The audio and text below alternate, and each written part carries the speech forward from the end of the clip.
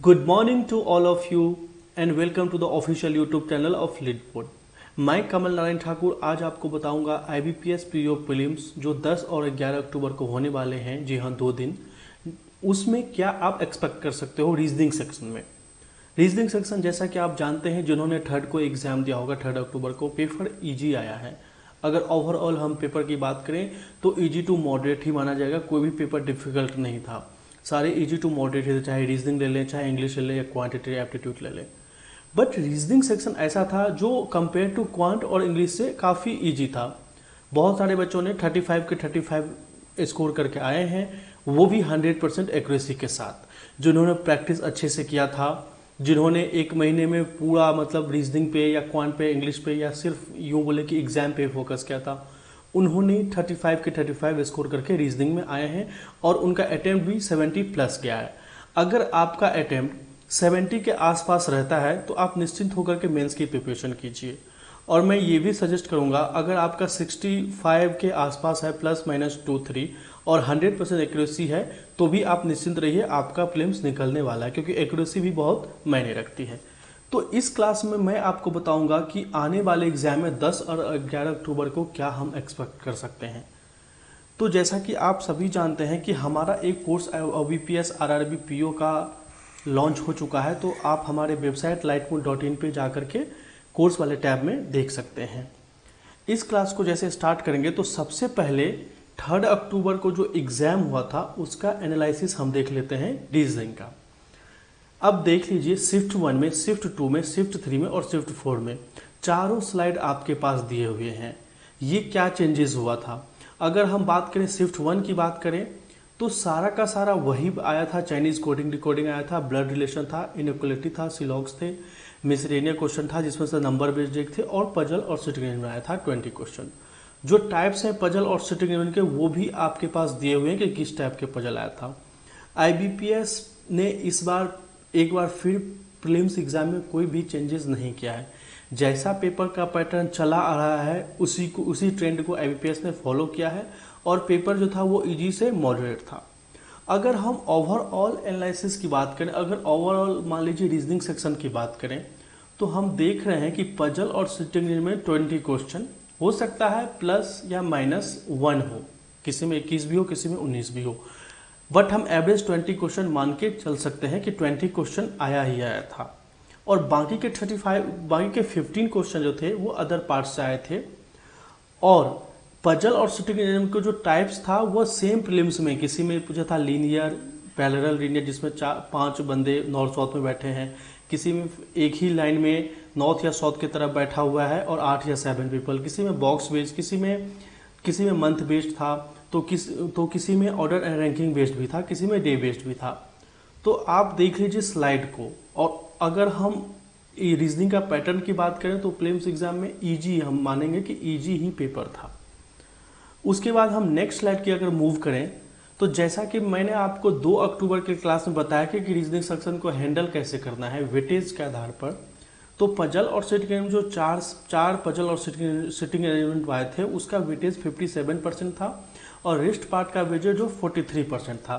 मैंने पहले भी आपको बताया था कि 50 से 55% हो सकता है कि पजल और सिटिंग अरेंजमेंट का वेटेज हो और बाकी 45% या 40% जो हो अदर टॉपिक का हो। तो IBPS ने इसी पैटर्न को फॉलो करा था। और अगर हम बात करें कि पजल और सिटिंग अरेंजमेंट के डिफिकल्टी लेवल की, तो काफ़ी इजी से मॉडरेट था। बच्चे ने 2 मिनट में, 3 मिनट में भी पजल सॉल्व कर देते, इजीली सॉल्व हो गए थे। मैंने टाइमिंग भी बताया था कि आपको पजल और सिटिंग में 12 से 13 मिनट देना है और इस टॉपिक में मैंने बताया था कि 7 से 8 मिनट देकर के रीजनिंग सेक्शन को ख़त्म करना है। अब जिन बच्चों का 10 और 11 अक्टूबर को पेपर है उनके लिए इम्पोर्टेंट चीज़ ये है कि आप जो है प्रैक्टिस बहुत अच्छे से कीजिए। मतलब कि ये इसी पैटर्न पे क्वेश्चन आएगा। ऐसा नहीं कि पजल और सिटिंग में आपके क्लास में 10% 20% दे दे और बाकी का रेस्ट टॉपिक देते, बिल्कुल ऐसा नहीं होने वाला है। जैसा पैटर्न 3 अक्टूबर को आया था सेम का सेम पैटर्न आएगा 10 या 11 अक्टूबर को। हो सकता है कि पजल जो है 50% कर दे, बट इतना डिफरेंस नहीं आएगा कि आप पजल 30% ही कर दिया बाकी टॉपिक बढ़ा दिया, तो सेम इसी पैटर्न पे आएंगे। अब जिनका 10 और 11 अक्टूबर को पेपर होने वाला है वो ध्यान से सुनिए, ध्यान से इस क्लास को देखिए, वो फॉलो कीजिए, हमारी बातों को फॉलो कीजिए। अगर आपको 35 में से 35 स्कोर लाना है रीजनिंग सेक्शन में। Check exam analysis of all 4 shifts held on 3 October. ये अच्छे से चेक कीजिए, आपको हमने एक स्लाइड में लगा दिया है, आप उसको पॉज करके एक बार देख लीजिए आप खुद से। प्रैक्टिस डेज को type of question in the next 5 days, जो अपकमिंग 5 दिन है, सोम मंगल बुध बृहस्पति शुक्र, जो 5 दिन बचा हुआ है, 5 अक्टूबर 6 अक्टूबर 7 अक्टूबर 8 अक्टूबर और 9 अक्टूबर, आप उसी टाइप के क्वेश्चन का प्रैक्टिस कीजिए, किसी और टाइप के क्वेश्चन का प्रैक्टिस मत कीजिए। Do not focus on any other exam in this week. इस हफ्ते जिनका भी 10 और 11 तारीख को पेपर है, अदर एग्जाम पे फोकस ही ना करें, कुछ भी नहीं करना है आपको। IBPS PO या PO जॉब बोले एक बहुत ही रेपुटेड जॉब होता है और इस पे ही आपको फोकस करना है, किसी अदर एग्जाम पे नहीं। इसी पे फोकस कीजिए। Attempt 100% question with the 100% accuracy. जहां से भी आप प्रैक्टिस करें, हमारे यूट्यूब चैनल से करें, हमारे PDF से करें, या जहां से भी आप प्रैक्टिस करें, आप 30 क्वेश्चन का प्रैक्टिस करें, 35 का करें, या 50 का करें, या 100 का करें, या 10 का ही करें, सारा का सारा प्रैक्टिस कीजिए। 100% एक्यूरेसी और टाइम बॉन्डिंग के साथ प्रैक्टिस कीजिए। उसके बाद lit mode will help you under any condition. हम जरूर हेल्प करेंगे आपको किसी भी कंडीशन में। इसी के तहत हमने 11 बजे डेली 11 बजे पजल और सिटिंग अरेंजमेंट का जो क्लास हमारा होता था, वह इसी बेस पे ये 5 दिन चलेगा। जैसा कि जिस टाइप के पजल आते हैं, सिर्फ उसी टाइप का पजल पढ़ाया जाएगा आपको 5 दिन।